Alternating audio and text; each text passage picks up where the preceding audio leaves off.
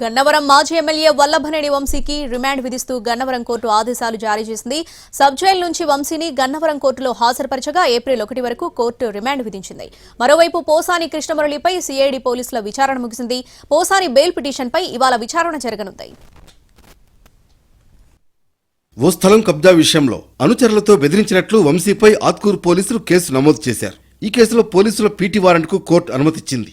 దీంతో గన్నవరం కోర్టులో వంశీని హాజరుపరచగా కోర్టు ఏప్రిల్ 1 వరకు రిమాండ్ విధించింది. వంశీని గన్నవరం కోర్టు నుంచి విజయవాడ సబ్ జైలుకు తరలించారు. వంశీ ఇప్పటికే సత్యవర్ధన్ కిడ్నాప్ కేసులో రిమాండ్ ఖైదీగా ఉన్నారు. ఈ నెల 28 వరకు వంశీకి ఈ కేసులో రిమాండ్ పొడిగిస్తూ న్యాయస్థానం గతంలోనే ఆదేశాలిచ్చింది. ఇక గన్నవరం టీడీపీ కార్యాలయంపై దాడి కేసులో కూడా వంశీకి ఈ నెల 28 వరకు సిఐడి కోర్టు రిమాండ్ విధించింది. దీంతో రిమాండ్లో ఉన్న సమయంలోనే వంశీకి మళ్లీ గన్నవరం కోర్టు రిమాండ్ విధించింది. ఇవాళ గన్నవరం టీడీపీ కార్యాలయంపై దాడి కేసులో వంశీ బెయిల్ పిటిషన్పై సిఐడి కోర్టు విచారణ చేయనుంది.